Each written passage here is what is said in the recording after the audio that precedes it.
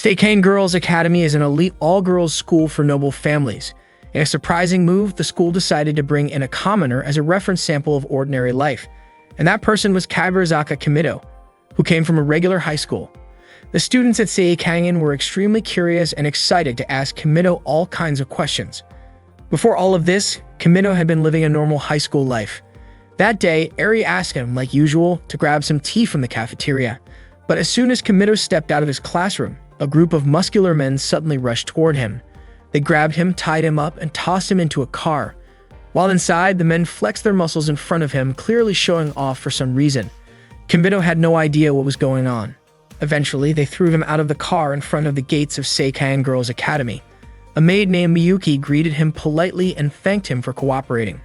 She explained that they did not want to cause a scene, which was why they used that unusual method to bring him there. Miyuki quickly untied him. Kimido was understandably upset and said they had gone way too far. He asked where he was and who all these people were. Miyuki brushed off his reaction, saying that the way he greeted people really did make him sound like a commoner, and to her, that kind of attitude was rude. She told him she would explain everything and asked him to follow her. As they walked, Miyuki introduced herself and explained that this was a school exclusively for daughters of noble families. It focused on teaching them the traditional manners and customs of classic Japanese women. The existence of the school was a well-guarded secret from the general public. She also told Kimido that the school was called Seikane Girls Academy, and starting that day, he would be attending it. Miyuki said that all the arrangements had already been made and even Kimido's parents had given their approval. Kimido was confused and asked why he had been chosen, but Miyuki ignored the question and simply told him to keep following her. She went on to say that Seikane was a school strictly for noble women, so men were never allowed. Every single student and staff member there was female, and no exceptions had ever been made. However, recently, the school had been facing a few issues. Miyuki brought Kimido to meet the principal, Sayuri. Sayuri introduced herself and apologized if Miyuki had treated him roughly. She then asked Miyuki to apologize directly to Kimido. Miyuki did apologize, although it was pretty clear she did not mean it sincerely. Kimido then asked what the actual problem at the school was. Miyuki explained that a lot of students who graduated from Seikane ended up struggling after entering the real world.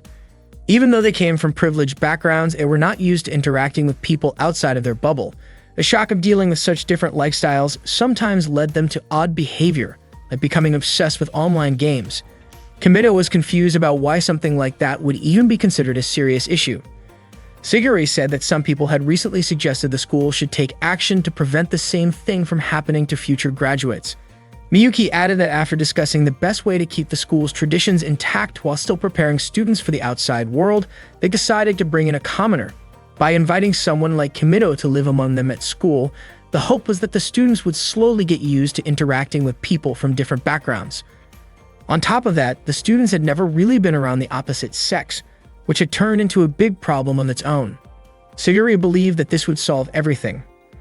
Kimido said he understood the situation, but he was confused about why he had been chosen to be the commoner sample. Miyuki explained that Kimido was just an ordinary high school student from the top public school in the prefecture. His height, weight, and looks were all average, and he was known as a kind person. Back in middle school, he had even been nicknamed Sebastian. Because of that, Miyuki said he was basically the perfect example of a commoner. However, according to Miyuki, there was one exceptional quality that made Kimido stand out from everyone else. He was supposedly gay, had a muscle fetish, and was attracted to handsome, muscular men. Kimido was shocked to hear that and insisted that he did not have a muscle fetish at all. Miyuki asked if she was wrong because as far as she knew, Kimido never interacted with any girls and always spent time around other boys. That information had come from Kimido's childhood friend, Eri. Kimido explained that Miyuki had misunderstood him and that he was still straight.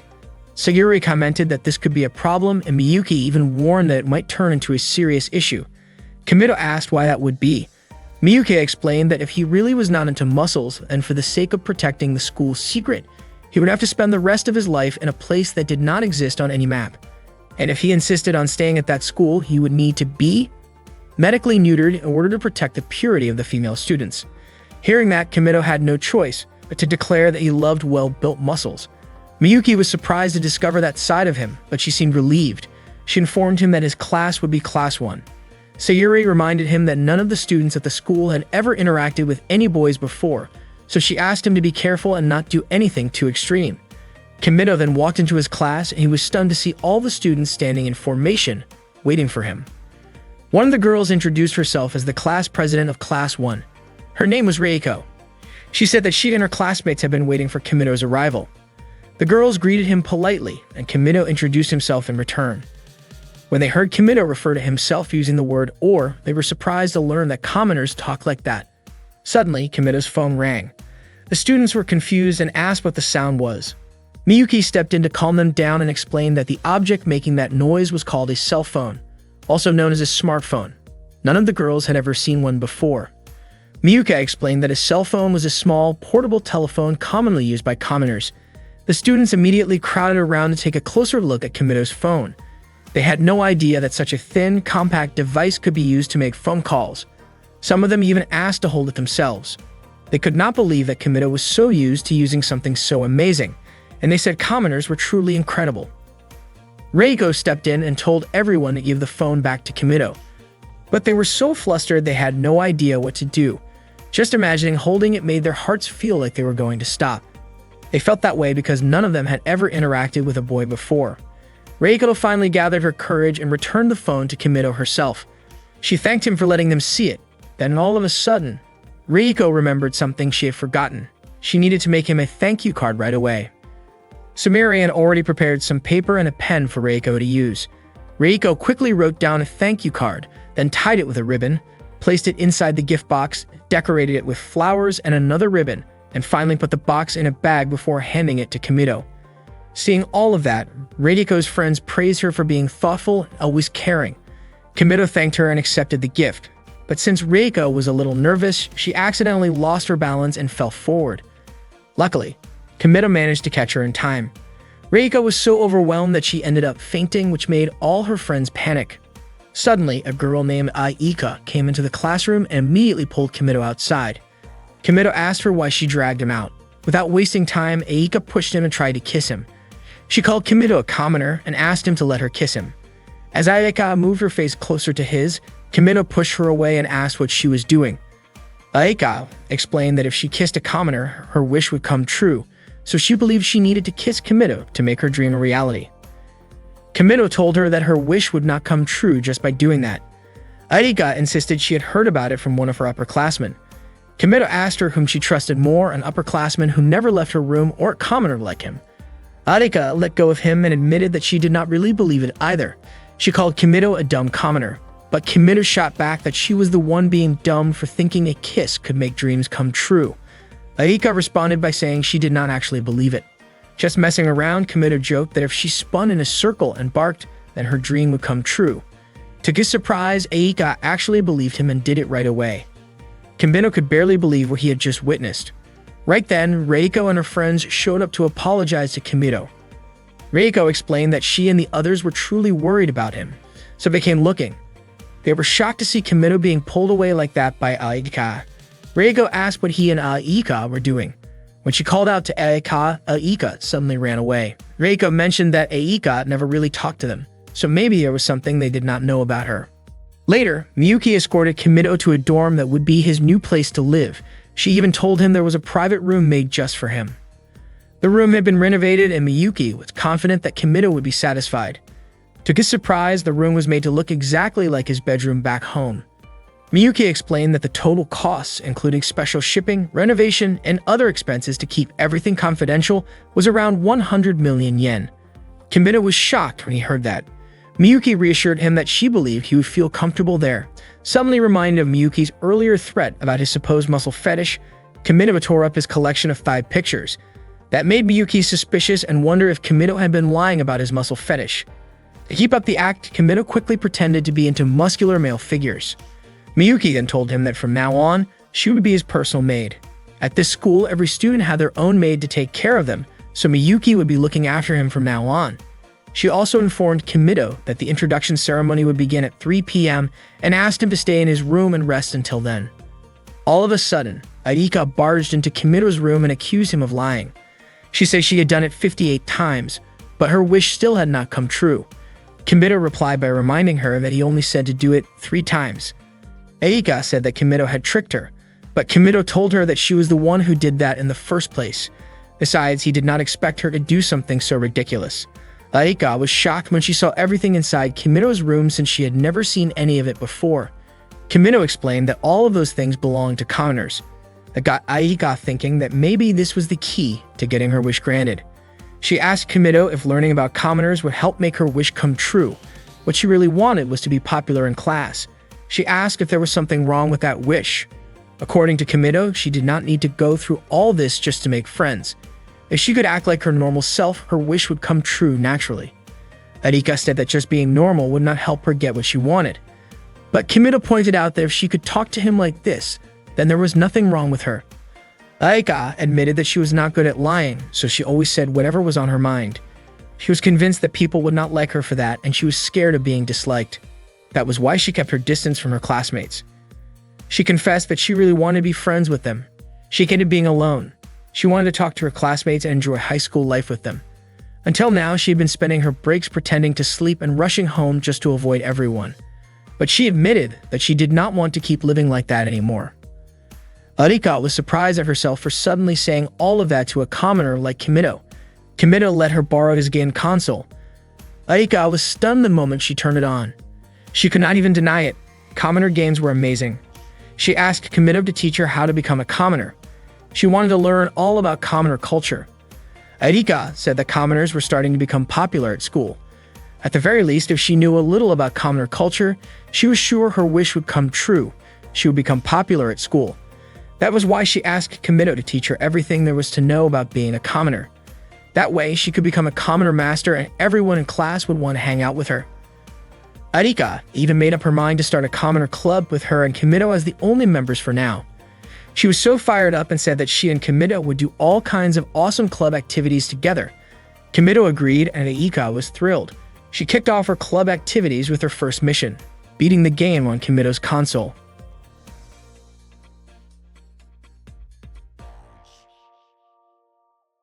Miyuki woke Kimito up in the morning. As soon as he opened his eyes, he was shocked to see her and asked why she had come into his room. Miyuki reminded him that she was the maid assigned to take care of him, so waking him up was part of her job. Without hesitation, she began to take off his t-shirt, which immediately startled him. Not long after, she also pulled down his pants. Kimito quickly protested, saying that was going way too far, and he could take care of it himself. Miyuki, however, insisted that it was her duty as a maid of Seiken. To her, Kimito was just a commoner, boring with a muscle fetish and perverted. That moment made Kimito realize that if he did not keep acting like he was into guys, there was no way he could survive in that place. Meanwhile, Reiko had already arrived at her classroom and was greeted by her friends. Back with Kimito, Miyuki asked him to enter through the back door instead of the front, since going in through the front would definitely cause a scene among the students. As he opened the door, he accidentally bumped into Aika. She asked what he was doing there. Unexpectedly, a crowd of students had gathered in the hallway, all talking about Kimito. Miyuki pointed out a better route for him to take, and Aika decided to follow. While walking together, Kimito mentioned that he finally understood why Aika often used that entrance. Aika asked why someone as popular as Kimito would even consider using it, then started wondering whether using that door might make her popular too. Aika reminded him that the Commoner Club activities would start that day. All that time, Kimito had been feeling uncomfortable because the maids kept following him around. He said that as a commoner, he was not used to having maids. Aika was surprised and immediately jotted it down in her notebook. Kimito offered to tell her everything about how commoners live as long as she would tell him what life was like at Seiken Academy. Aika said that all the complicated stuff would be explained by Reiko, since she was the student council president. Kimito asked why Aika could not just do it instead. Aika was surprised and asked why he would choose her over Reiko. Kimito said it was because Aika did not look like a noble at all, while Reiko was so beautiful that she seemed to have a whole aura of her own. To him, Reiko felt like she was from another world, and that made him nervous, unlike how he felt around Aika. Aika immediately smacked him, called him an idiot, and told him to stay away from her. As they kept walking, Reiko suddenly showed up and said she had been looking all over for Kimito. She was really happy to see him. She also greeted Aika, but as usual, Aika stayed silent. Reiko then asked Kimito if she could have a moment of his time after school. Kimito agreed, which made Reiko even more excited. She explained that she and her friends were planning a welcome party for him. They would all be waiting for him in the auditorium, and she even invited Aika before quickly walking away. Reiko then wondered if she had done something wrong to make Aika so upset. Kimito realized that Aika tended to get shy in situations like that. Reiko was definitely an outstanding student. She was great at English, skilled at flower arranging, and even her friends admired her for how beautiful her arrangements looked. On top of that, she was also amazing at the long jump. Then came Kimito's turn. He performed exceptionally well, surprising everyone. No one expected him to jump that far, and the students started praising him for how impressive he was. When it was Aika's turn, she ended up falling during her jump, and Reiko showed genuine concern for her. After gym class, Kimito walked through the halls surrounded by Reiko and her friends. Reiko complimented him, saying she could not even imagine jumping like that. Kaa commented that guys really were built differently, and Mizuho said she could not even land as smoothly as he had. Kimito then asked where she had gone. The others assumed he was referring to Aika.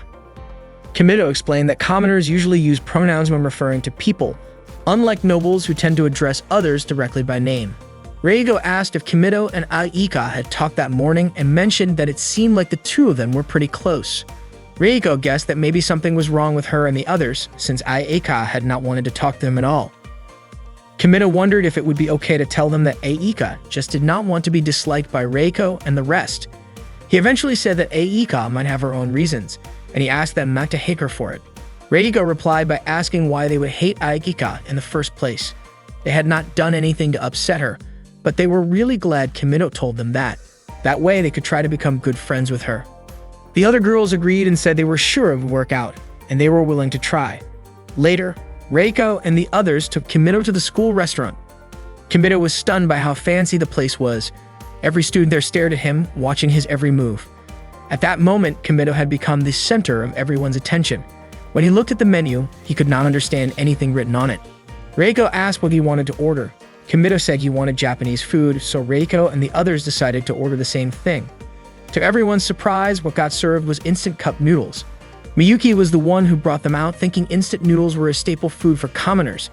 Kimito told her that commoners did not eat that every day. When Miyuki asked if Kimito was refusing the food, Reiko suddenly jumped in and asked if instant cup noodles were actually food, since they smelled so different. Kimito was surprised that Reiko had no idea what they were. He asked if she at least knew what ramen was, but she just said she thought she had heard of it before. Kimito explained that instant cup noodles were a simple version of ramen. You just add hot water, and they are ready to eat. Reiko and the others were shocked to learn that all it took was hot water to make it. They had never thought of that before, and they were confused about why the container had so much writing on it. Some of them even compared it to old Imari porcelain that also had decorative writing. Kimito told them that sometimes commoners ate that kind of food. When Reiko opened hers, she was amazed that it was actual food and even came with seasoning packets. Mizuho was curious about how it worked and how just adding hot water could change its form. Kimito offered to let them try it. Reiko encouraged everyone to eat the cup noodles. Reiko asked Miyuki to hand out the noodles to the rest of the class. She said porcelain bowls were not worthy of holding the cup noodle treasure Kimito had shared with them, and told her to serve it on their best plates instead. Once the noodles had been passed around, the students grew curious about how it would taste, since the smell was so pleasant. Kimito was confused because he did not think the flavor was anything special. Reiko thanked Kimito and invited everyone to start eating. To Kimito's surprise, they all said it was absolutely delicious. He hardly believed what he was hearing. For Reiko, it was an experience like nothing she had ever had before. She said she never knew a food like that even existed, and she would remember it for the rest of her life. Kimito could not believe how a simple meal could cause such a fuss. Reiko brought Kimito to his welcome party. Kimito felt happy and thanked Reiko for it. Reiko said she was just glad she got to organize something like that. Then she invited her friends to raise their glasses for Kimito as the new transfer student. The welcome party was incredibly fancy, complete with a violin performance and dancing. Reiko asked if something was wrong with the party, but Kimito said he was just impressed that she could pull off something like that. Reiko told him that he was the impressive one, surrounded by a world they had never known before. She felt that Kimito had opened her eyes to a completely different perspective, and she was genuinely happy to be praised by someone like him. Reiko then invited Kimito to dance. Kimito then agreed to give it a try and asked her to show him how. Reiko happily accepted. She was clearly nervous as they got started.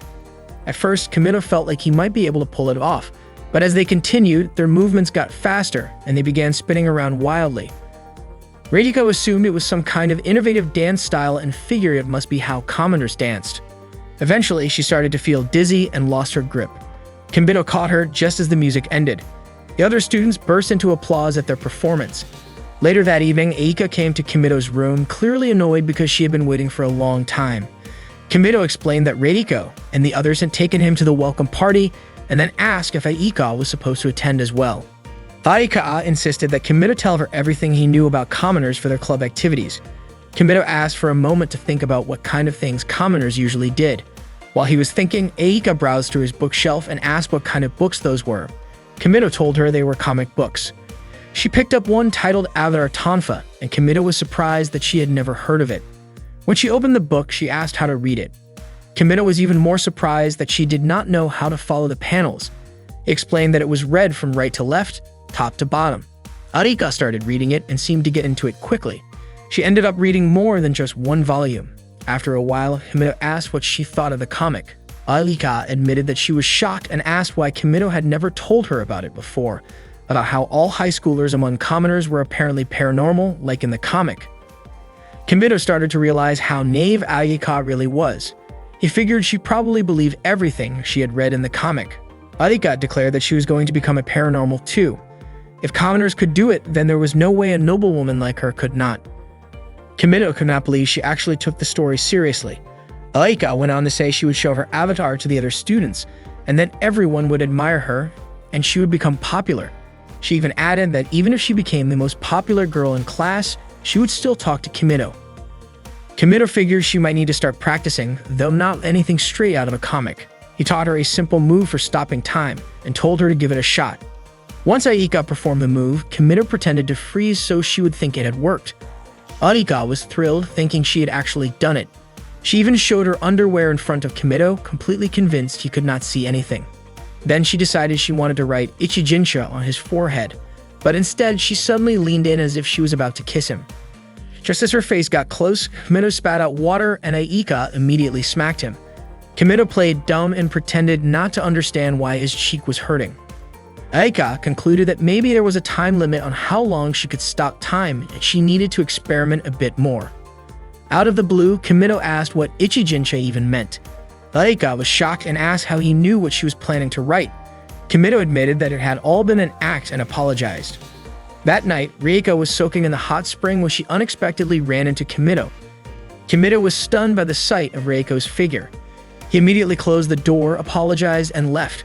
Reiko then said that she had to become Kimido's wife since he had seen her body.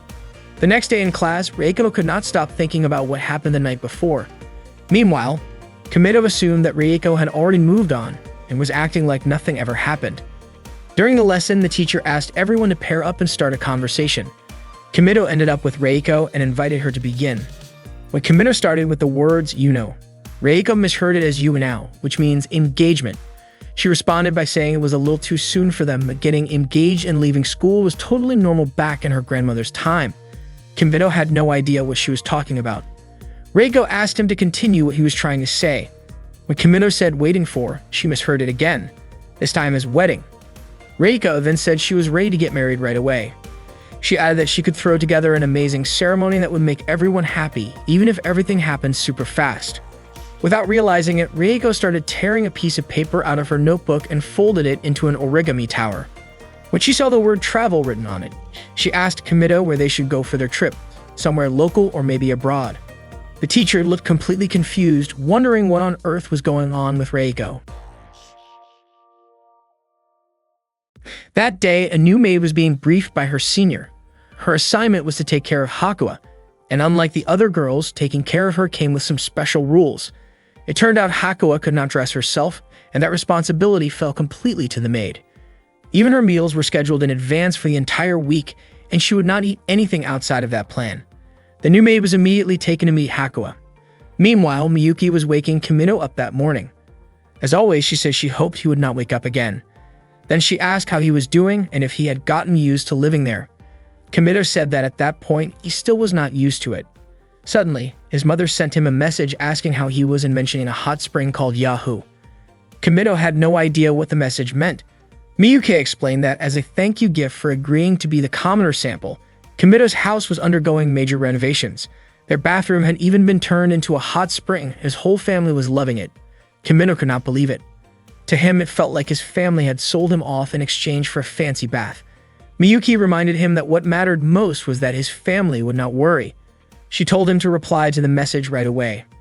Before he could, Miyuki grabbed his phone and typed out a reply herself.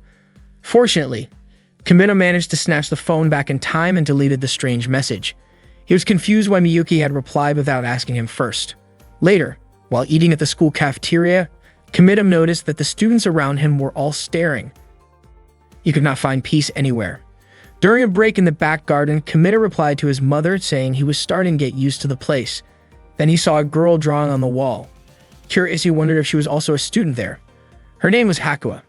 Kimino was about to give her a little scolding when, out of nowhere, Hakuya took off her clothes and tossed them aside.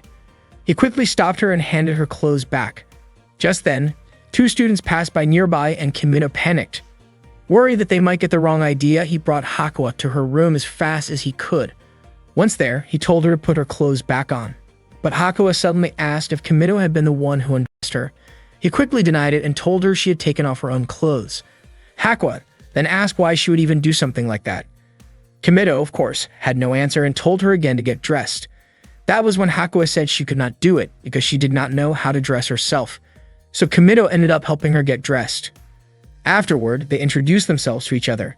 Hakuya seemed unfamiliar with his name, so Kimino asked if she had attended the introduction ceremony for the commoner sample. Hakuya told him that she had been locked away in her lab for the past 2 days. Suddenly, Hakuya's stomach growled. She explained it was a warning signal for low blood sugar. Kimino figured that meant she was hungry. He quickly made her some instant ramen, the kind of food commoners usually ate. But he told her this was not just any ramen, it was his special recipe, cold ramen with chili oil. Hakuya said she could not eat it. So Kimino took the initiative to feed her himself and encouraged her to give it a try. She took a bite and ended up finishing the entire bowl. Once she was done eating, Kimino asked her to return to her room. But then, out of nowhere, Hakuya fell asleep on the floor. Kimino tried to wake her up. Unexpectedly, Hakuya jumped up, started scribbling something on the desk, and then began taking off her clothes again, one piece at a time. At that exact moment, Aika was on her way to Kimino's room for their club activity. But what she saw when she opened the door was completely shocking. Kimino quickly tried to explain that it was all a misunderstanding and not what it looked like. Arika immediately yelled and called Kimino a pervert.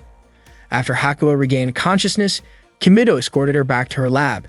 Once they arrived, one of Hakuya's maids, Sakamori, thanked Kimino. She pulled out a digital camera, which turned out to be used for recording what Hakuya had written on the statue earlier, so she planned to head to the courtyard to take a picture of it. Kimino had no idea what that was all about. Sakamori then explained that Hakuya was globally involved in fields like mathematics and industry, and at the time, many of the world's top business figures were waiting for her conclusions.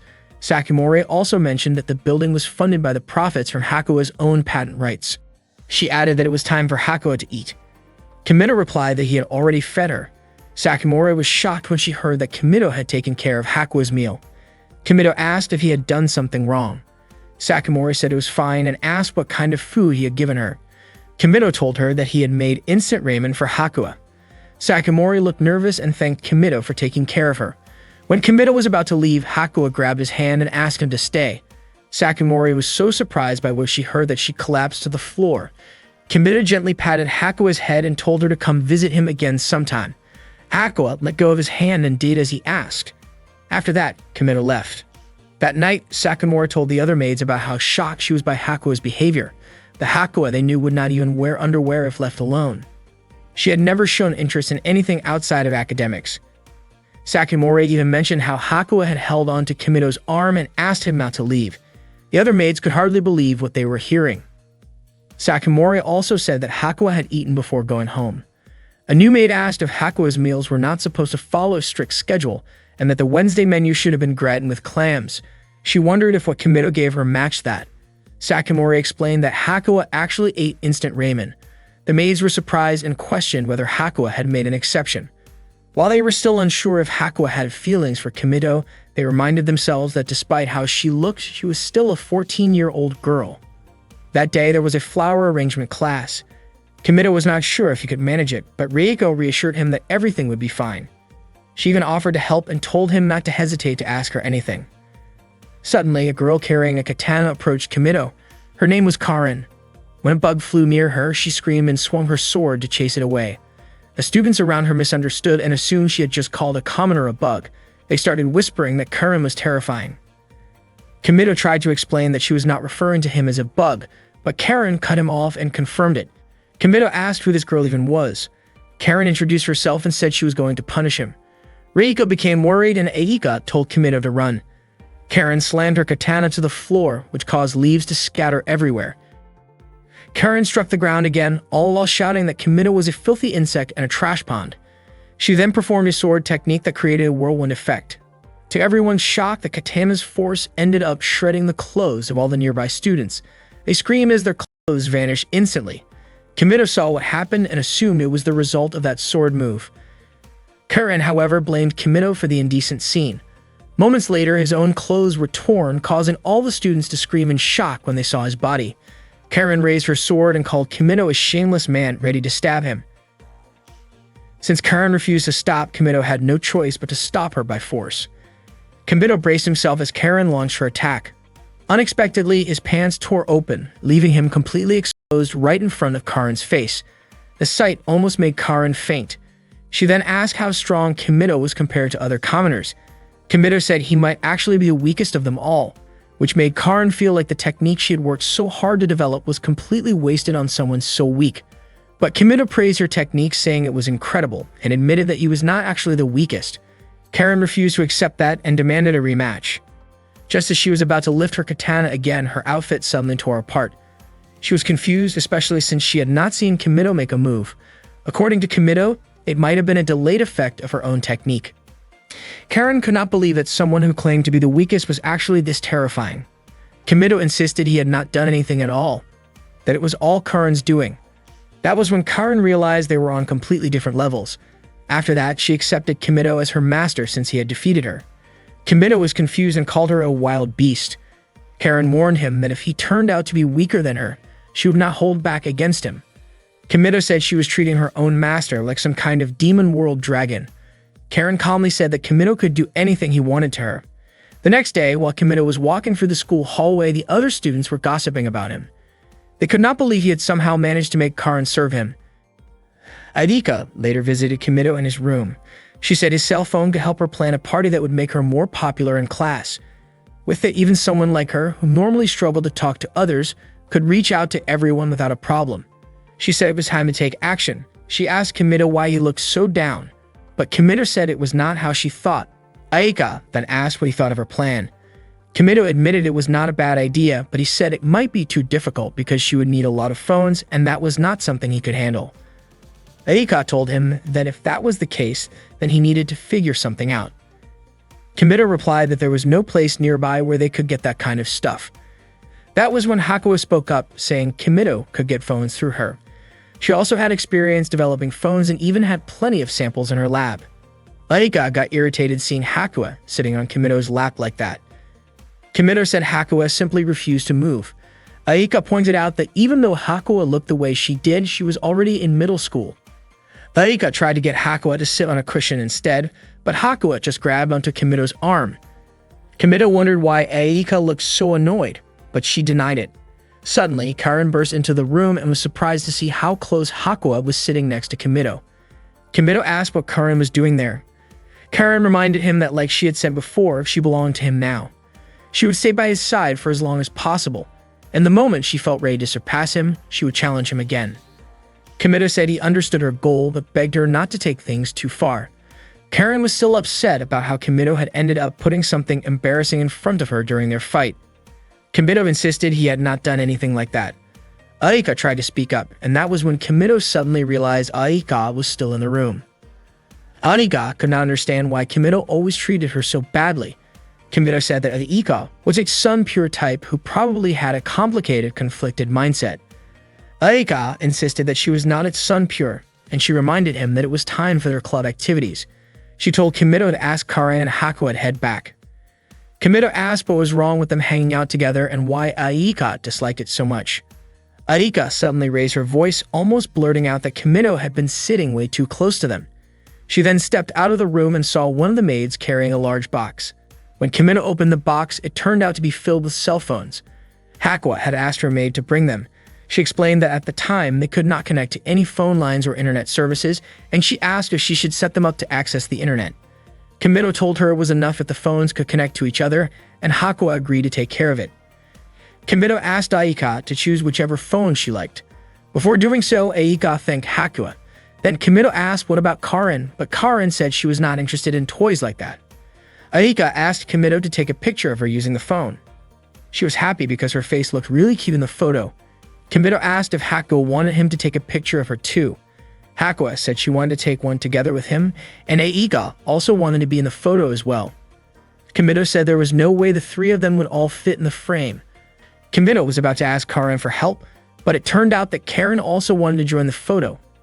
They all moved closer together so they could appear on the screen, but Aika started complaining because her body ended up touching Kimino. During lunch break at school, Reiko and the others invited Kimino to join them for a tea party. Reiko explained that it was not some big event, just a small gathering in her room. She looked a little nervous and said she did not mean anything by it, that it was just something they usually did. She added that it could be a nice opportunity to hang out. Kaya mentioned that although they often had tea parties like that, this time they were inviting Kimino as a special guest. Reiko quickly covered Kaya's mouth and then asked Kimino if he had any plans after school. Kimino said that he did not have anything important going on and agreed to join the tea party. Suddenly, Aika spoke up and reminded everyone that Kimino had plans with her after school. Reiko asked if there was something Aika wanted to talk about with Kimino. Aika seemed nervous and immediately pulled Kimino out of the classroom. She told him they had club activities later and asked if he had forgotten about it. Aika said she did not have time to just relax. Kimino was confused and asked what she meant by relaxing and said that to him her plan did not seem all that important. Aika then asked if he really wanted to go to Reiko's room that badly. She insisted that he go home with her right away since she needed time to get ready for what she had planned. Kimino agreed to go with her. Before leaving, Kimino apologized to Reiko for not being able to attend the tea party. Reiko told him not to worry about it and said she hoped his plans would go well. Kimino thanked her and left with Aika. Later, during the tea party in Reiko's room, Maya asked why Kimino did not show up. Reiko explained that he had something else going on. Maya wondered what kind of plan could have pulled him away and commented that Aika seemed a lot more open with Kimino. Reiko said she believed Aika had probably just asked Kimino for some advice. She figured that maybe Aika felt a bit overwhelmed being around all of them, especially since Kimino was still new to Seiken Academy. She added that Kimino was a great guy, so it made sense that Aika would want to talk to him. Kata mentioned that it seemed like Aika had been spending time in Kimino's room almost every day. She said it felt like they were getting a bit too close. A few days ago, Kata had gone to visit Kimino's room, but when she reached the door, she overheard Aika sounding really into something. That made her hesitate to go in. Lately, Aika had been hanging around Kimino's room late into the night. Meanwhile, Aika and Kimino were at their club meeting. Aika said she wanted to prepare some Connor-style snacks like candy. Kimino brought up cheap snacks like yumiabo, which were easy to find at convenience stores. He mentioned that girls would usually buy those to eat in class. Aika liked the idea and decided to call it a commoner after-school snack party. Kimino agreed with the name. Aika looked happy and said it sounded like it would be a lot of fun. She hoped everyone would enjoy it. Back in Reiko's room, her friends were still talking about Kimino and Aika. Maya pointed out how close the two of them seemed in class, from the way Aika grabbed Kimino's hand to how they talked to each other. She said it felt like Aika was clearly going after Kimino behind everyone's backs and that it did not look like just a normal friendship. Kai even said that maybe the two of them were already dating. Maya got even more excited talking about it, especially since they were alone in the room together. Kai guessed they might have been kissing. At that point, Reiko suddenly raised her voice and told them to stop talking about it. Everyone was shocked by how upset she got. Reiko stood up and ran out of the room. The next day, Reiko did not come to school. Kai ended up crying. Kimino came over to check on them and asked what had actually happened. Meanwhile, Reiko was crying alone in her room. Not long after, Kimino came to see her and asked what was going on, but Reiko told him that she could not say anything. Kimino then asked if it had something to do with him. After hearing that, Reiko opened the door and said it was not like that. She then told Kimino about what happened the day before. She also explained that she had yelled at Kae and left the room without saying anything. It was the first time she had ever done something like that, and she did not know what she should do. Kimino offered to help her. When Kimino went to his room, he was surprised to see Aika there. Aika asked about Reiko and mentioned that she knew Kimito had just come from Reiko's room. Kimito asked how she knew that. Aika accidentally admitted that she got curious when Kimito left and decided to follow him.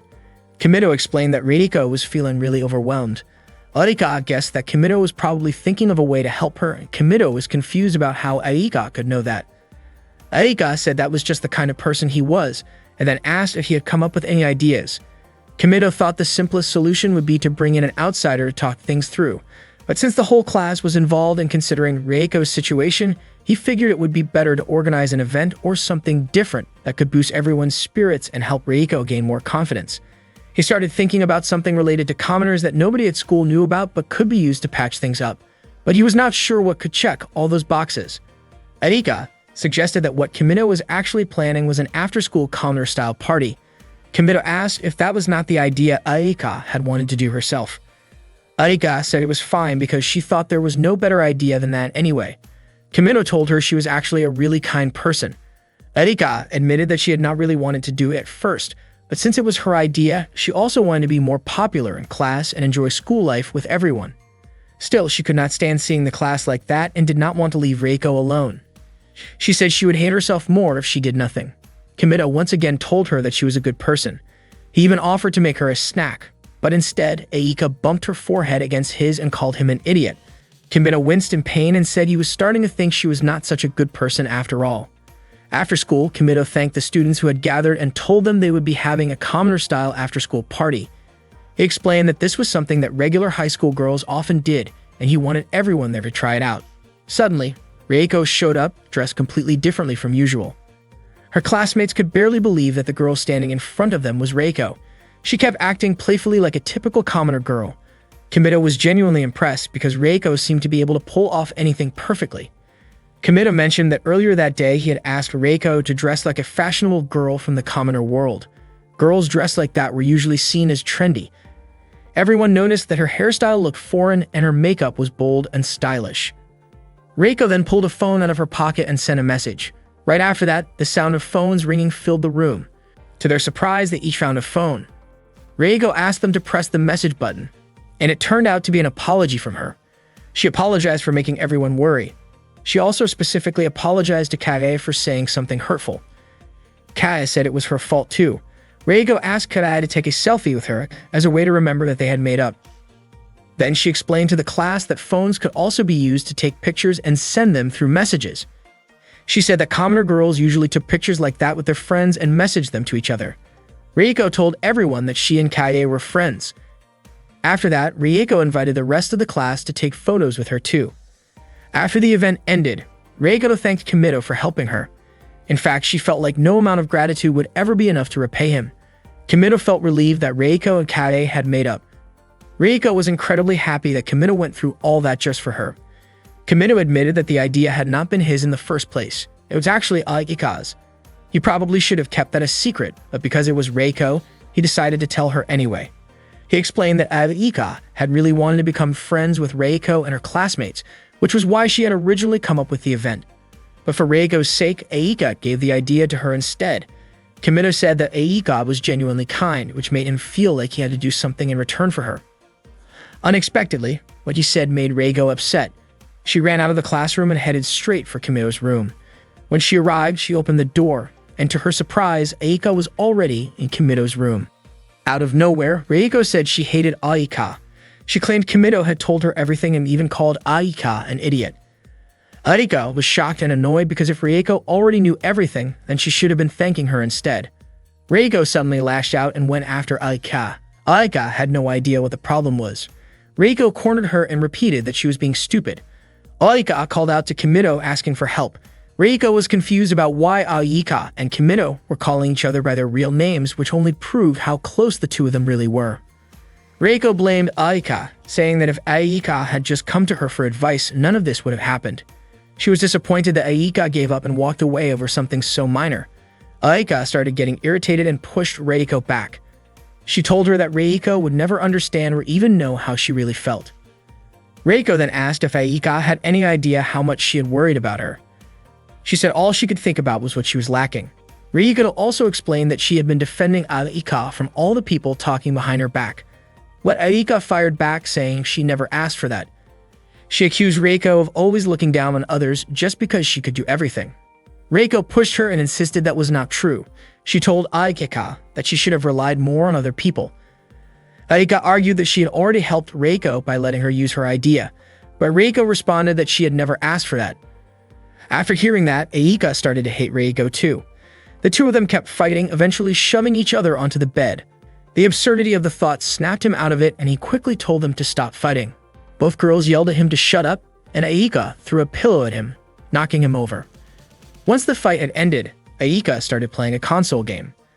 Kimito tried to calm her down and encouraged her, saying that she would definitely be able to become a master of commoner culture. From the start, she had never really acted like a noble, especially not with the way she talked. Aika said she used to be like the other girls, but in 4th grade, she got really sick with a fever and passed out.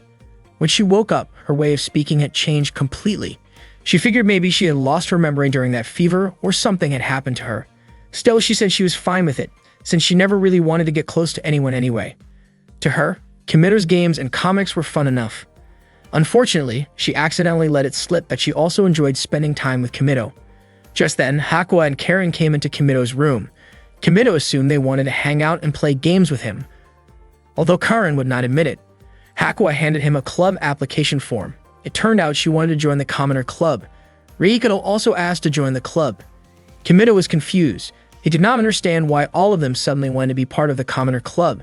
Reiko said it was for the sake of her future. Hakuya mentioned that she wanted to be with Kimito. Karen claimed she did not want to be with him, but the circumstances left her no choice. Unfortunately, Aika rejected their requests, especially Reiko's. Kimito asked Aika not to act that way because honestly, Reiko just wanted to make up with her. But Reiko ended up saying that if Aika did not like it, maybe she should be the one to leave. Then, a little shyly, Reiko asked Kimito to start calling her by her real name from now on. Aika got irritated and said that Reiko already had her tea party group and was always hanging out with them anyway. Reiko replied that she also wanted to be friends with people in her class and in the club, and she thought that was totally normal. Aika asked if Reiko hated her, but Reiko said she had never hated anyone in her life and that she actually hoped Aika could be friends with her. Aika immediately felt like throwing up after hearing that. Reiko gently told her she could leave if she wanted to, but of course Aika refused. Karen, confused, wondered when Aika and Reiko had gotten so close like that. Suddenly, a pair of underwear landed on Kimito's head. Turns out, Hakuya had been writing something on the window and had started taking her clothes off. Karen was shocked and called it ridiculous. She quickly grabbed her phone to take a picture, but then Miyuki suddenly barged in and got angry when she saw the chaos in Kimito's room. She grabbed a giant pair of scissors and seemed like she was about to do something drastic to Kimito.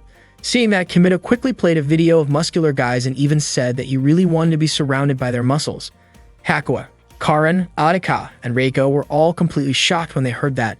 Miyuki quickly apologized for doubting Kimito and said that he must be a very unique guy who only gets excited by super buff men. Kimito was incredibly embarrassed that Miyuki said that right in front of his friends.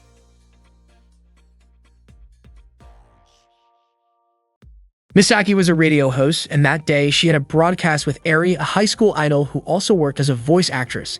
It was the 3rd time Eri had been on the show with her, and Misaki had even come up with a special greeting just for Eri. During the broadcast, Eri seemed cheerful and friendly. But after the show, while they were in the restroom, Eri was clearly upset with Misaki. She was angry that Misaki had called her things like money-making voice or sweet cake. To Eri, those kinds of comments were rude and annoying, and she felt Misaki should have known better than to say that on air. Right then, Eri got a message from Kimito. He told her that he was doing fine, that he had made some new friends, and that she did not need to worry about him. The thing was, Eri had not been worried about Kimito at all. The next morning, Kimito woke up and suddenly found Hakuya lying next to him. She was completely naked. As Hakuya started to wake up, Kimito asked if she wanted to play with him. She nodded, so Kimito helped her get dressed. After that, Kimito wanted to cook something for her, but all he could find was potatoes.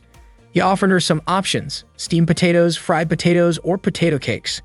Hakuya asked what potato cakes were, and Kimito explained that they were like rice cakes, but made from mashed potatoes. He said he would shape the mashed potatoes into patties and fry them in a pan, and that they tasted pretty good. Hakuya seemed interested, and Kimito asked if she was okay with eating his cooking, since she usually followed a strict eating schedule. Hakuya told him that as long as he was the one cooking, she would eat it. Kimito said he would make something tasty for her.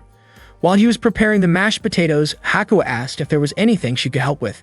Kimido asked her to roll the potato mixture into little balls and reminded her to wash her hands first. After she did, he helped her put on an apron.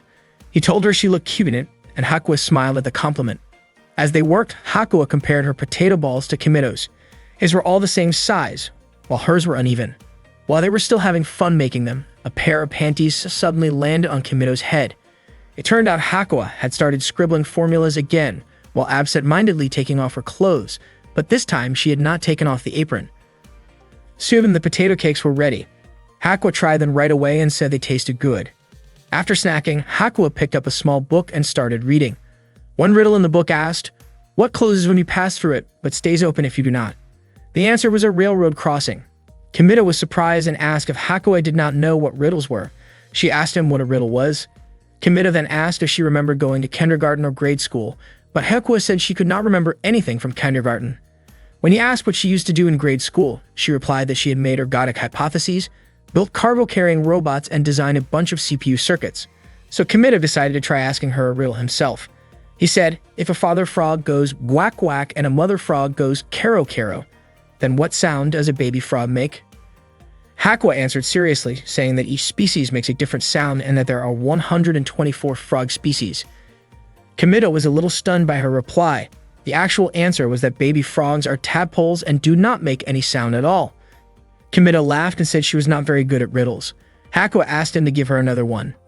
Kimido said, when a car goes around a corner, this something always drops. Hakuo answered gasoline, but Kimido pointed out that gasoline does not exactly get dropped. Then she guessed spare parts, which Kimido thought sounded kind of scary. He was about to give her the real answer, but Hakuo said she wanted to think a bit longer. After a while, she answered tire molecules. Kimido replied that if that were the case, then cars would drop those even on a straight road. The correct answer was speed. He laughed again and teased her about not getting the answer. Hakuo wanted to try one more, but unfortunately, Kimido had run out of ideas. Not long after, Sakimura came to pick up Hakuo, but Hakuo said she wanted to stay with Kimido a little longer. Kimido told her they could hang out again tomorrow, and Hakuo agreed. He walked her back to her room, and just before she went in, Kimido noticed a boy doll lying on her bed. Hakuo looked embarrassed and quickly stepped inside and shut the door. At that time, Reiko was hanging out in her room with Aina and Karin. They were chatting about how close Kimido and Hakuo had gotten, and Reiko asked Aika what she thought about it. According to Aika, it had clearly gone too far. At first, she had not really paid it much attention, but lately things had been out of hand. Reiko mentioned that while they were having cake, Hakuo had eaten directly from Kimido's hand. Reiko thought that was completely unfair, and just watching it made her feel uneasy. Both Arika and Reiko were clearly annoyed by how Hakuo was acting around Kimido. Karin even admitted that she was jealous and felt like she wanted to take drastic action, but Reiko reminded her not to go overboard. Arika concluded that the real problem was Kimido, especially since every time he handed out candy, he smiled like he was genuinely enjoying it, as if he were some kind of personal servant. Reiko even wondered if she should take her clothes off too. Karin said they needed to free Hakuo from Kimido's hands, because if they let things go on like this, Kimido would probably make Hakuo do all kinds of things, and that would be completely unacceptable. Arika agreed, saying it was obviously something they needed to stop. Reiko agreed too and said the first step was to talk to Hakuo directly. Reiko, Arika, and Karin waited for Hakuo in Kimido's room, knowing that she usually showed up the same time every day.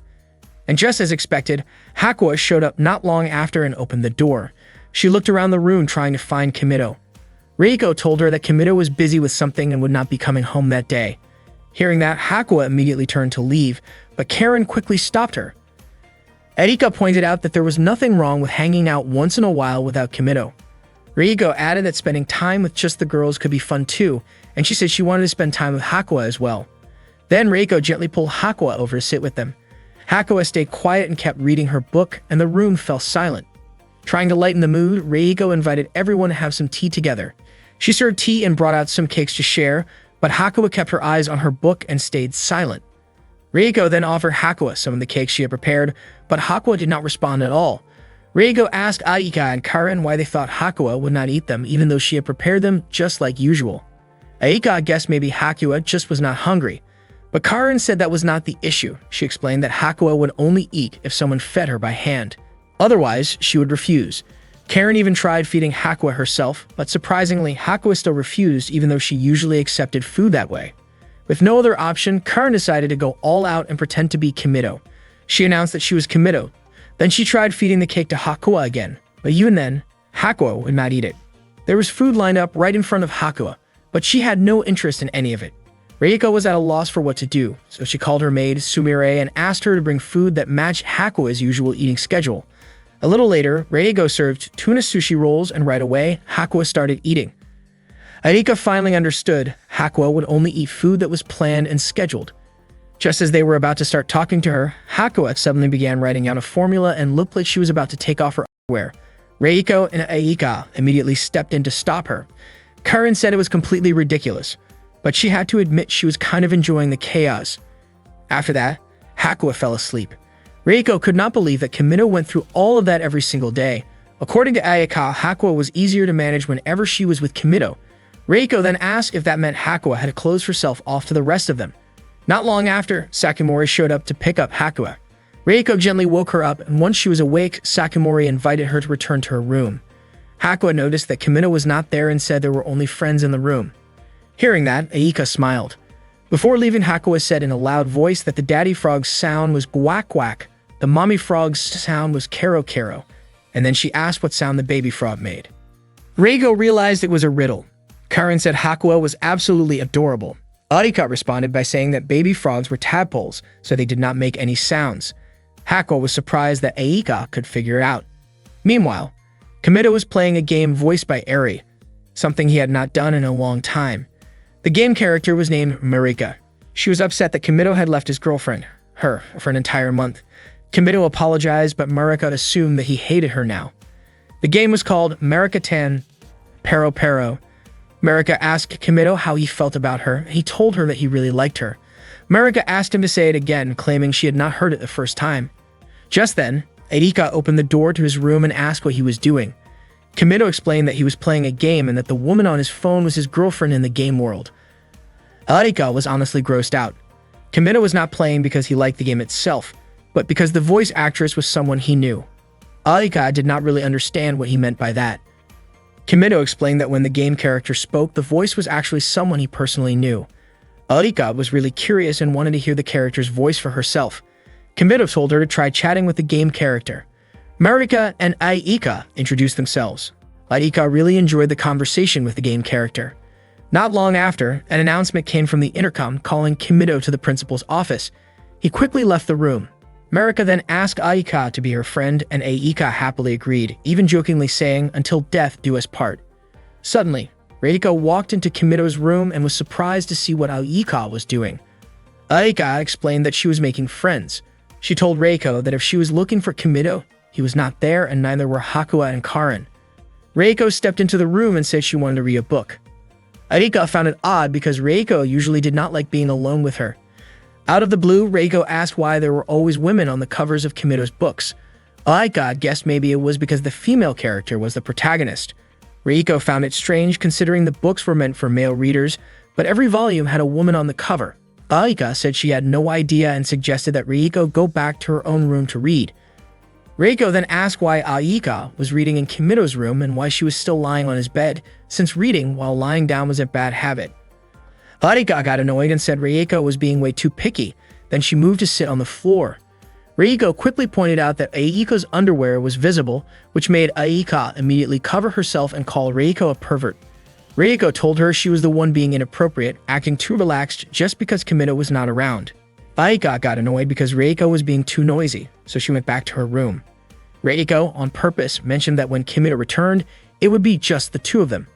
Hearing that, Aika changed her mind about going back to her room and instead grabbed a book from the shelf.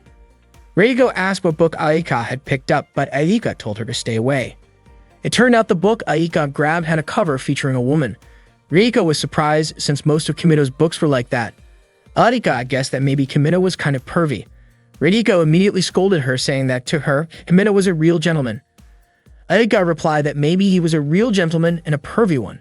Reiko did not argue. She believed Kimito was definitely into girls. At the time, Reiko was reading a comic and she really liked one of the characters.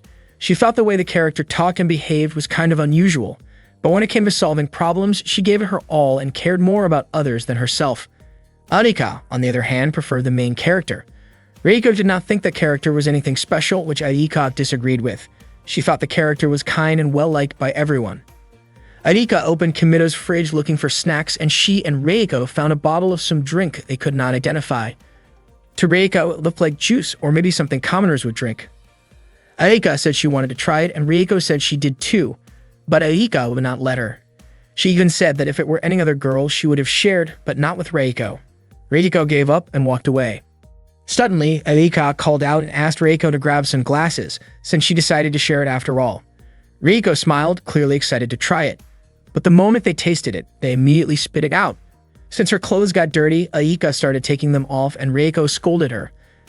Arika explained she was taking them off so they would not stick to her. Reiko ended up taking her clothes off too. When she saw Arika's clothes just lying there, Reiko reminded her to fold them properly. She felt like Arika lacked basic manners, especially since she was a student at Seikan Academy. Reiko tried to make Arika hand over her clothes so she could fold them herself, but she slipped and fell right on top of Arika. Reiko's body landed on Arika, making it hard for her to breathe. Reiko quickly apologized, but Arika told her to get that gross thing off her face. Reiko got offended when she realized Arika was referring to her chest. They kept bickering back and forth until they realized Kimito was standing there, watching them. He noticed a comic book near them that had a romance story between two girls, and he immediately apologized for interrupting. Both girls shouted, trying to explain that he completely misunderstood what was going on. The principal of Seikan Sayuri called Kimito into her office to inform him that the construction for the school trip destination had been completed and that tomorrow, he and his friends would be visiting the place. Miyuki explained that the school had built an amusement park to introduce commoner culture to the noble students, and it had been named the Commoner Park. Sayuri wanted Kimito to help the students at the Commoner Park because, according to her, ever since Kimito arrived at Seikan, the atmosphere at school had become much livelier. Reports even stated that there had been no negative impacts on the students despite their initial concerns. Sayuri also admitted that having a male student around had made the girls more spirited. Kimito was surprised to hear this. Miyuki mentioned that although Sayuri called Kimito a man, in reality he was just a pervert who loved muscular men.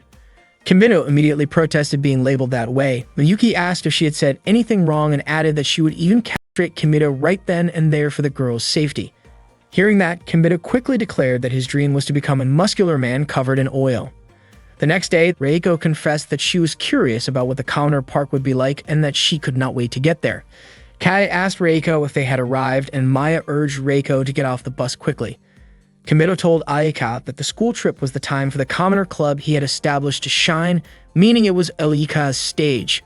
Kimito believed that if Aika performed the way she had practiced, she would be just fine, and he kept cheering her on. The students then entered the Commoner Park. Before entering, they were briefed that the park had been built so they could experience the life of commoners, and they were encouraged to enjoy it fully. A large lift carried them down into the Commoner Park. Kimito was confused because the students did not seem to feel anything special when passing through the gate. He wondered what exactly they found so impressive. Inside the park, they were shown a model of a town near a train station. All the students were thrilled, and Mizuho nearly fainted from excitement upon seeing the Commoner Park. It turned out that it was the first time the students had ever seen traffic lights and crosswalks. They immediately tried to cross the street themselves, and soon after, all the students scattered around to explore the park. Kimito asked Aika if she was having fun visiting the park, and Aika nodded. Suddenly, a pile of tissues fell on Kimito. Miyuki explained that it was a tissue distribution, a common practice near train stations. Miyuki then introduced them to one of the most iconic attractions for commoners, a restaurant. As soon as they arrived, the restaurant staff welcomed them. Miyuki instructed them to place their orders at the counter, where the menu was displayed for them to choose from. They had to tell the staff what they wanted to order. Reigo asked if they could sit down right after ordering. Miyuki explained that they needed to wait for their food there, which shocked the students because it meant they had to keep standing. To make it even more surprising, Miyuki explained that at commoner restaurants, they had to carry their own food to the table, and this practice was called self-service. The students were amazed, and Reiko said it would be a tough lesson for them. All the students agreed that commoners were really impressive. Reiko even said she was willing to wait an hour or two, and Maya agreed as well. However, Miyuki pointed out that they would not need to wait that long because the restaurant was a fast food place famous for its quick service. Their orders would be ready in just 1 or 2 minutes. They were all shocked to hear that. They could not even imagine how it was possible to serve food that quickly, and they started to wonder what kind of creatures commoners actually were. Miyuki then told them to go ahead and place their orders. Kimito reminded Aika that it was time for her to do it since he had already taught her how to order earlier. She just needed to ask for a teriyaki burger set and a Cola Zero. Kimito encouraged Aika to actually try it out, asking her to step up to the counter and place her order. Kimito noticed that Aika looked nervous, which surprised him. Then, unexpectedly, Reiko confidently stepped forward to the counter to order. The cashier greeted her and asked if she would be dining in. Reiko replied that she would not be eating in, but at a table. Miyuki quickly explained that the cashier meant whether she wanted to eat at the restaurant or take the food to go. Reiko started thinking that if it was packed to go, it would be like a snack for tea time. The cashier then showed her the menu. Kimito guessed that Reiko probably did not understand it, since even he sometimes got confused about what to order. Reiko stood there silently, looking a little lost. Seeing that, Kimito told Aika it was her chance to step in, but Aika stayed frozen. So Kimito walked up to the counter himself and mentioned that the most popular item was the teriyaki burger set. Reiko decided to order the teriyaki burger set. The cashier then asked what drink she would like. Kimito suggested ordering iced tea and Reiko agreed. After that, the cashier asked her to wait at the counter for her order. Reiko thanked Kimito and told him he was amazing. Once everyone had gotten their food, Reiko invited everyone to start eating together. Kimito found it strange that even at a time like that, Aika chose to sit by herself. Kimito took a bite of the burger and was stunned by how delicious it was. Everything he had eaten before now seemed like garbage in comparison. Kimito truly felt like he was experiencing heavenly harmony in his mouth. Kimito shouted that it was wrong to even call this burger Max. His friends asked him what was going on with him. Kimito admitted that while the burger was insanely good, the simple and balanced flavor of a classic cheeseburger and the unique taste that could only be found in the Dika Max made it special in a different way. He even started wondering how much the burger actually cost, feeling like it would be strange if it was only a few hundred yen. Everyone was shocked, seeing how seriously angry Kimito looked, and they had no idea why he was so worked up. Meanwhile, Sakimori chased after Hakua, who was walking toward Kimito's room. Sakimori asked if Hakua was planning to play with Kimito, and Hakua nodded. Sakimori explained that unfortunately, Kimito had gone out with the others. They were visiting a public park together. Hearing this, Hakua just stayed silent. After visiting a fast food restaurant, the students headed to a game center. They looked amazed by the huge variety of games available there. Reiko told Kimito that she was really happy to come to the game center. Meanwhile, Aika was playing a dance game. According to Kimito, Aika was really good at dance games, but the other girls seemed more interested in the claw machines and the cute animals. Aika sat quietly by herself, so Kimito suggested that she just wait because the others would probably come over soon. Suddenly, the twin sisters showed up and asked Aika for help playing a game. However, Aika told them to leave because she wanted to go buy some juice. Kimito then stepped in and helped the twins with the claw machine. After winning a prize, Kimito gave the stuffed animal to them, and they thanked him happily. Out of nowhere, another girl asked Kimito to teach her too. After she successfully got a stuffed animal, she thanked Kimito warmly. To his surprise, more students lined up because they also wanted to be taught by Kimito. Even Reiko, who had already played and won earlier, asked for his help. Kimito and the others then moved to the dance game area. He looked around, wondering where Aika had gone since she had been there earlier. Kaya asked what the game in front of them was called. Kimito explained that it was a game where players had to dance along with the music. He asked if they wanted to give it a try and decided to demonstrate how it worked. Kimito danced according to the moves shown on the screen, impressing everyone with how well he could play. Kimito mentioned that the game could be played with 2 people. 2 students tried playing together, but they struggled and even ended up bumping into each other. Suddenly, Aika appeared and immediately jumped into dance. She told them they needed to focus on the instructions shown on the screen. Aika danced while giving live instructions, helping her partner follow along easily. Aika and her partner managed to clear the game perfectly, earning admiration from everyone else. Aika got so excited that she did not even realize she had started chatting with her partner, something she normally tried to avoid. The others were so impressed that they started asking Aika to teach them too. Seeing their enthusiasm, Aika felt truly happy, thinking that her dream of becoming popular might finally come true. After they had their fill of games, they went to Starbucks to enjoy some coffee. Aika smoothly recited a complicated drink order. Her friends were amazed and praised Aika, saying she was incredible. They even started relying on her because she looked so confident. Aika was absolutely thrilled to hear their compliments. The group joked about how commoners needed to cast complicated spells just to order coffee. They were not even sure if they could manage it themselves. Aika explained that the order she said earlier was an advanced one and reassured them that they could start with something simpler, like a hot or iced latte. Seeing how close Aika and the others were becoming, Reiko grew noticeably gloomy. Even when Aika came over to join them, Reiko still seemed down. At one point, the group asked Aika what the small hole on the coffee cup lid was for. They wondered if it was meant for drinking. Aika was not sure either, but she wanted to show them how to drink through it. Aika burned her mouth on the hot coffee, making her cry out in pain. Reiko immediately worried about her, but Aika quickly insisted that she was fine even though she had clearly been hurt.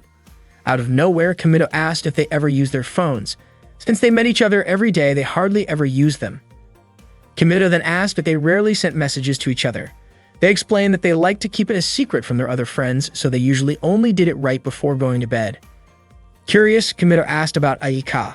Aika said that she never did that, mostly because she had never been friends with anyone in her class before.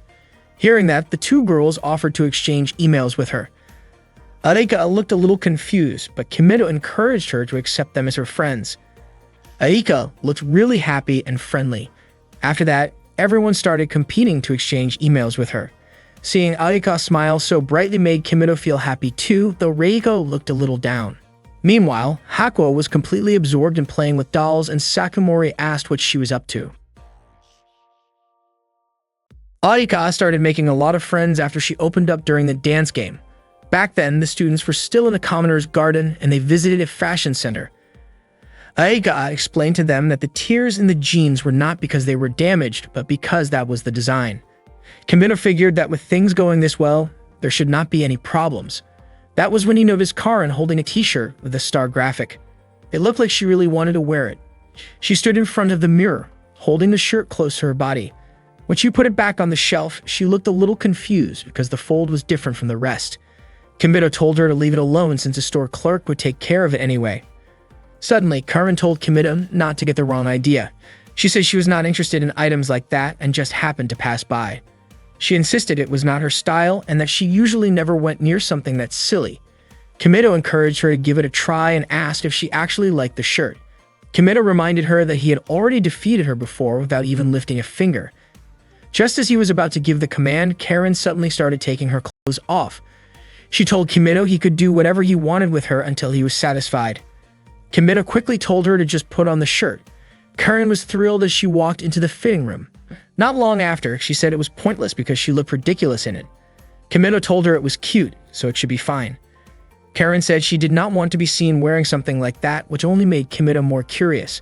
When Karin pulled the curtain aside, Kimito said the outfit looked great on her, but then he realized how much of her thighs were showing. Kimito had known from the start that Karin had a curvy figure, and he liked that about her. But the tiny hot pants made her curves stand out even more. Karin said she was ready to be laughed at because she knew it was embarrassing, especially since her legs were so thick. Kimito told her legs were not thick at all, but actually perfect and amazing. He asked her not to blame herself too much because even if the whole world was against her, he would still like her just the same. Hearing it made Karin emotional. Kimito asked her to keep wearing the outfit and to show it to him because he wanted her to wear it everywhere, all the time. Out of nowhere, Karin hit him on the head and shouted that he had to take responsibility for what he had said. Later that night, Aika was in a good mood because she got messages from several friends on her phone. Reiko, who was with her, said that messaging each other like that sounded fun. Aika apologized for troubling Reiko since they were sharing a room, but Reiko did not seem to mind. Aika said that at first, they used to hate each other and now they were sharing a room. Aika added that they were still enemies and Reiko agreed, saying she really hated Aika. Aika was confused about why Reiko looked so upset, but Reiko told her she was not mad at her. Aika brought up the email she had sent to everyone and asked Reiko to take a look at it. Reiko wondered why Aika did not just ask Kimito for help instead. But no matter what, Aika really wanted Reiko to read it because the email was important. It explained why she had been avoiding everyone all this time. Reiko asked why Aika was asking her specifically. It turned out that it was because Reiko was the most popular girl in class. Even if she could be a bit annoying, that was just the truth. Aika said Reiko seemed to really understand how people felt and always knew what to do. The way Reiko spoke and helped others was something Aika admired, which was why she wanted Reiko's opinion. Maybe Reiko hated her, but Aika felt like she had no one else she could rely on, so she sincerely asked for her help. Hearing all that, Reiko finally agreed, and Aika was clearly happy about it. When Reiko read the message, she said it was way too long. From start to finish, she felt like it never got to the point. The apology at the beginning dragged on, and if Kimito read it, he would probably find it too heavy. Reiko told her to come up with something simpler and pointed out the parts that should be cut out. After Aika shortened the message, she showed it to Reiko again. The message now explained that the reason she had been avoiding everyone until then was because she always spoke her mind, and one time it ended up hurting a friend. Ever since, she had kept her distance from people because she was afraid it would happen again. But the truth was, she really wanted to be friends with everyone. She also apologized for how she had been acting and said that from now on, she wanted to get along with everyone. Aika asked Reiko if the message was good enough now, but Reiko still thought it was a bit too long. According to Reiko, it did not need to be that wordy, especially since they were all already friends. Aika then sent the message to everyone in their class. She thanked Reiko because thanks to her, Aika was finally able to connect with her classmates. Now she would have lots of friends. The next morning, Miyuki woke Kimito up like usual, saying she wished he would never wake up again. Kimito was puzzled because Miyuki had always acted that way, but he started to wonder if she really disliked him. Still, Miyuki always did her job as his maid flawlessly. Suddenly, as if she could read his mind, Miyuki said that being a professional was something she took pride in. She added that someone like Kimito, who only had 5 neurons, was easy to read. Kimito asked if someone with just 5 neurons was supposed to be impressive, and Miyuki said yes. That left Kimito wondering what Miyuki really thought of him. That morning at the school restaurant, the students were having breakfast together. Arika was about to call out to Reiko, but her 2 friends invited her to eat with them. Around that time, Kimito saw Aika being invited to join a tea party after school by her classmates. He was glad to see that she had finally made some friends. Reiko walked over to Kimito and invited him to eat with her. After breakfast, Kimito ran into Aika in front of the elevator. He said he was happy that she had made friends with everyone. Aika told him she was happy too because she had finally found her courage. Kimito said she had worked really hard, and Aika said that once she gave it a try, it actually felt easy. Kimito told her not to get too full of herself, but Aika said it was all thanks to him and thanked him. Kimito replied that the Commoner Club was now officially over. It was clear now that the club's true purpose had been to help Aika become more popular. From that day on, she would be joining her classmates for tea after school and joining a normal club. In other words, she had finally come out of her shell. At that moment, the elevator opened and they went their separate ways. At that moment, Kimito was enjoying a relaxing soak in the hot spring by himself. Suddenly, Aika showed up at the bath, and they both screamed in surprise. Kimito told her that the girls' bath time was supposed to be yesterday, but Aika said that everyone had agreed to bathe again in the same place. Not long after, Aika's friends arrived and apologized for making her wait so long. While that was happening, Kimito dove underwater and hid behind Aika's legs. Kimito tried to hold his breath, but when he could not take it anymore, he came up for air. Right then, Aika made a noise to keep her friends from getting suspicious. One of them asked if something was wrong, and Aika pretended she was just enjoying the hot bath. Kimito dove underwater again. He could feel the warm towel covering Aika's backside. Even though the towel was small, the sensation made him a little too excited. Aika's friends pointed out that her face was turning red. Aika almost blurted out that Kimito was there, but Kimito quickly covered her mouth with his hand. He started to panic, knowing that if he slipped up even a little, Aika would probably tell them everything. One of the girls grew suspicious, but they brushed it off, thinking maybe they had just imagined it. One of them asked what was going on with Kimito since Aika had mentioned his name earlier. Aika replied that it was nothing. Her friends assumed that she and Kimito were pretty close already, and they admitted feeling a little jealous. They were curious about what kind of relationship the two of them had. But Aika said that there was nothing going on between her and Kimito, and from now on, maybe things would not be the same as before.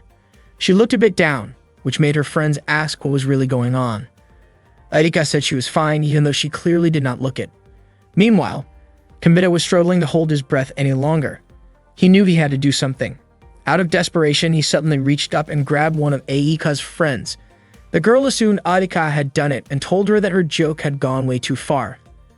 Arika apologized. She knew right away that it was Kimito's doing and elbowed him hard in the head. At that point, Kimito started to lose consciousness. Arika's friends eventually left the bath and walked away. Arika panicked when she realized Kimito had passed out.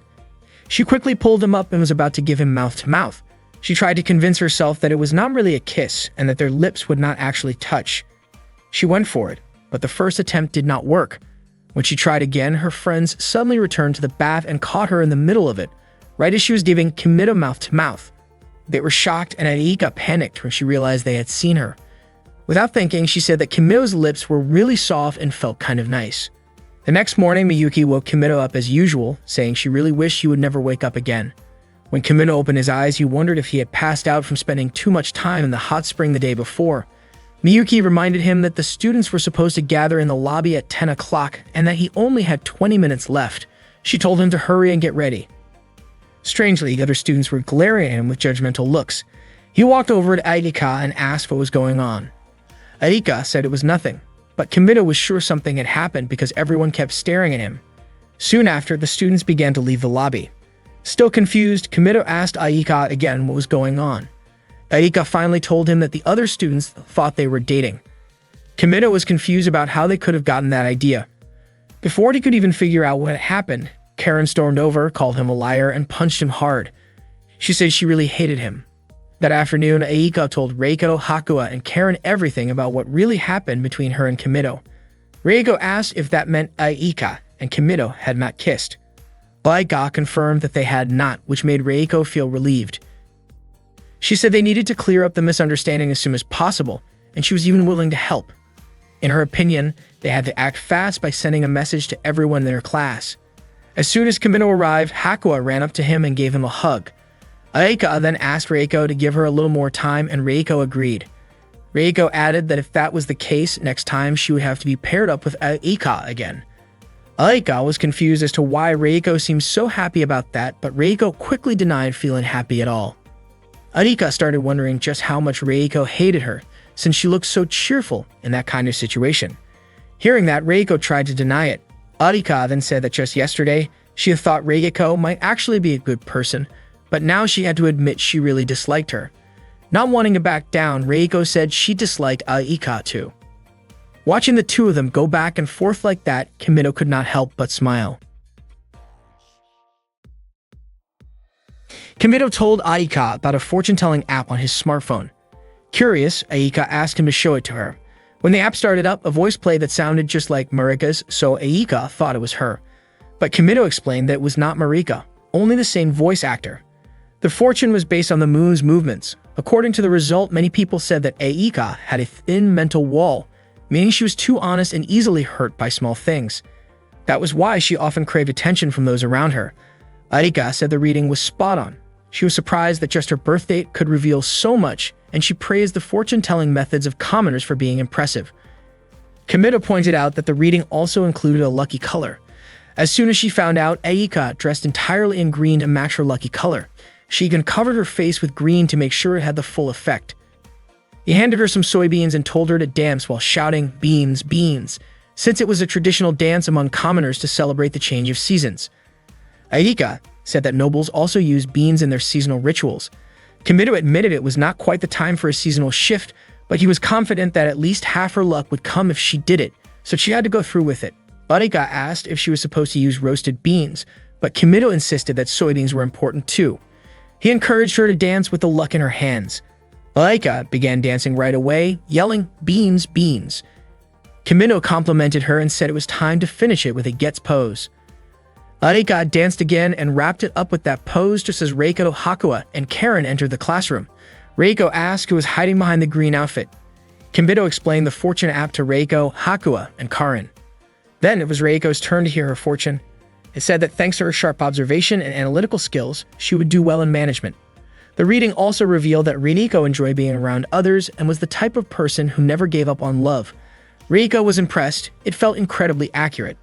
Arika agreed, saying that commoner fortune-telling was really on point. Next was Hakuya. Her fortune said her passion and desires were in balance, and she only needed to improve how she managed the two. It also said she would be well suited to becoming either a scientist or an artist.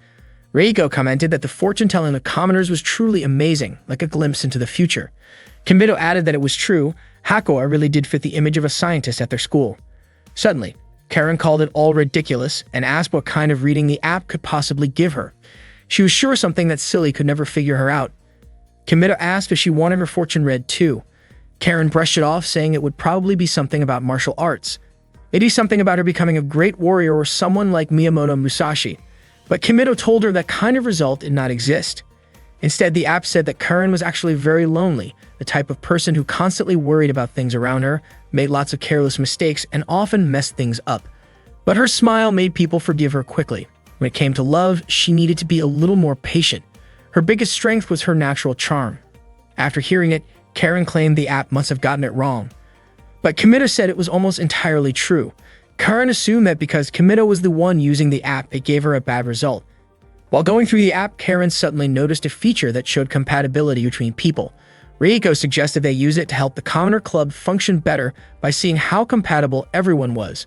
Since the compatibility feature only worked between male and female pairs, they had no choice but to test it using Kimido as the match. Everyone agreed to try it.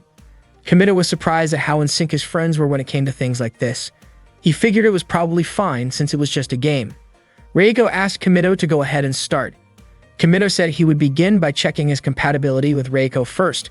Hearing that made Reiko nervous, so she suggested letting Aika go first instead, since her name came first alphabetically. Not long after, the results showed up, complete with scores. Reiko, Arika, Karen, and Hakuya eagerly asked Kimido to reveal the results. Arika and Kimido got a score of 80 points. According to the result, Kimido was initially scared when he first met Arika, but over time they ended up falling in love. It said the two of them would make a great couple. Arika was overjoyed when she heard that, but she quickly covered her mouth and rushed out of Kimido's room. She came back a moment later and admitted that at first she thought the result was just about her luck in general, but it turned out it was about her compatibility with Kimido. After that, Reiko asked to get her result too, since her last name, Arisugawa, should have come first alphabetically. Arika said she hoped Reiko would get a good score, but she also thought it might be tough to beat an 80, especially since that was her own score. Reiko urged Kimido to hurry and show the result. To everyone's surprise, Reiko scored 90 points. The result said that Reiko and Kimido were highly compatible for marriage, and if they ended up together, Reiko would live a happy life after getting married. Reiko was thrilled. She never expected to get 90 points and be told she would make a great match for Kimido. Arika was not happy about it. She was convinced something must have gone wrong, or maybe Kimido had entered the wrong information.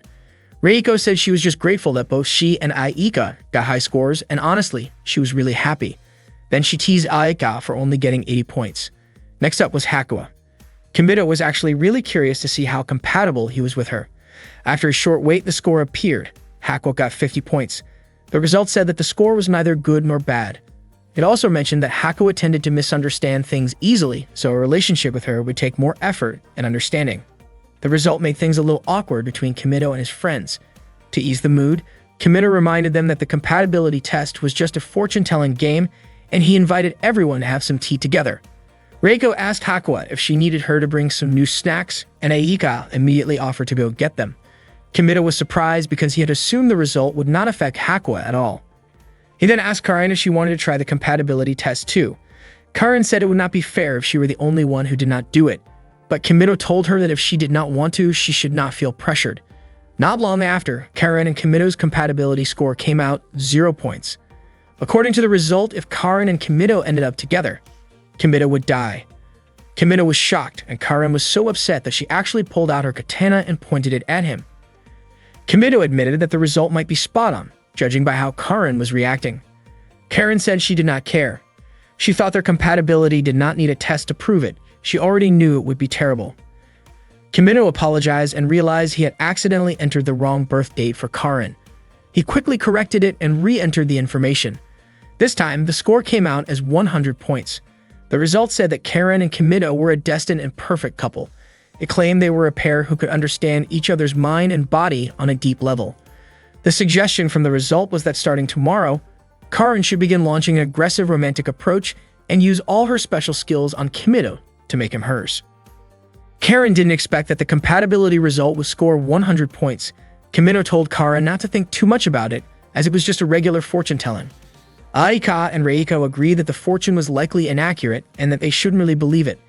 Kimido was surprised because just a moment ago, Aika and Reiko had fully believed in the results. Aika quickly grabbed the smartphone and put her data along with Kimido's and searched for their compatibility results since the previous fortune didn't align with what she wanted. Not long after, Reiko and Kimido's fortune stated that everything depended on Reiko, which Aika thought was very accurate, while Aika shared her fortune with Kimido, which said that they would ideally connect without having to say a word. They continued to argue about whose fortune was more accurate, and Karen quickly intervened. Karen said Aika and Reiko didn't need to argue, as it was very embarrassing, especially since they were debating about which fortune was the most correct. According to Karen, the true fortune usually came from the moon, with the fortune teller dressed like a sailor. However, Aika and Reiko disagreed, saying that Pentanology Hainwell was the only reliable fortune. At that moment, Kimido and Hakua could only watch them argue. Hakua told Kimido that she was hungry and wanted him to make her some potato cakes or hotcakes. Kimido agreed to make them and invited Hakua to join him in the kitchen to make food together. The next morning, Miyuki woke Kimido up as usual, saying she hoped Kimido would never wake up. Kimido felt trapped in this endless loop every morning. He asked why Miyuki always acted like that, watching and waiting for him to wake up. Miyuki replied with a question, asking if there was a rule that made her have to answer Kimido's question. Kimido said that there wasn't such a rule. Miyuki explained that she was a maid assigned to Kimido, and waking him up was part of her job. She also admitted that she didn't actually want to work for Kimido, but as the head maid, if she couldn't fulfill her duties, it would make her regret it, so she had to keep watching Kimido and wait for him to wake up. Even just watching Kimido became part of her job. Miyuki even threatened Kimido with scissors when he said something she considered sexual harassment. Kimido got scared and asked Miyuki to put the scissors away. He told her that she didn't need to wake him up anymore since he had an alarm on his phone. Miyuki, however, wanted to destroy Kimido's phone, considering it an enemy of her job. She warned that if Kimido kept insisting, she would get serious and even wear roller skates every morning to wake him up with a triple axel. Kimido thought that would look weird, but Miyuki said that if that's what Kimido wanted, she would wake him up the usual way. Miyuki quickly left, telling Kimido to hurry up and change his clothes. After changing, Kimido watched a match between muscular men until Karen approached him. Kimido asked what was going on with Karen, and it turned out that Karen had remembered a suggestion from the fortune that said she should start making aggressive moves and use all her special abilities on Kimido to make him hers. Karen immediately showed Kimido her swordsmanship skills. She told him that her special ability was using a katana and asked if it was impressive. Kimido, frightened, quickly responded that it was indeed impressive. Kimido was puzzled as to why Karen suddenly decided to use her special ability. Karen noticed that Kimido's sleeve was torn and asked how that happened. Kimido explained that it was Karen's doing, and Karen promised to fix it right away. She pulled Kimido into her room because she didn't have any sewing tools. Upon arriving in Karen's room, Kimido commented that it was very simple. According to Karen, those who choose the path of the sword don't need unnecessary decorations, as simplicity and steadfastness are her motto. She asked Kimido to sit down and immediately prepare tea for him. Kimido was surprised to see a picture of a rabbit on the cup, while Karen quickly grabbed her sewing tools. When Karen opened the closet, Kimido was taken aback to find more items with rabbit designs inside. After taking her sewing tools, Karen asked Kimido to turn around. At that moment, Kimido thought Karen was undressed behind him, that she was actually wearing clothes she had bought when they went to the public park. When Kimido turned around, he was struck by how stunning Karen looked in those clothes. He told her that they suited her perfectly, just as he had said before. Karen told him not to misunderstand just because the outfit was simple, but Kimido insisted that it suited her and made her look beautiful. Karen mentioned that she would probably continue wearing it, but not for Kimido.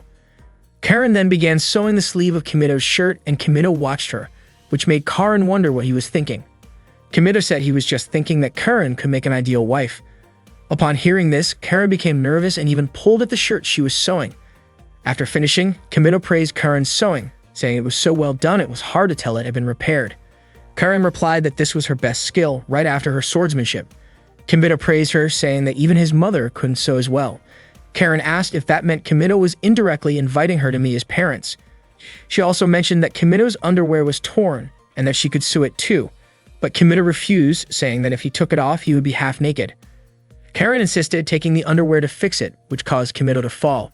She apologized and approached him, commenting that Kimido's arms were slim, though different from a woman's, and that it didn't mean anything special.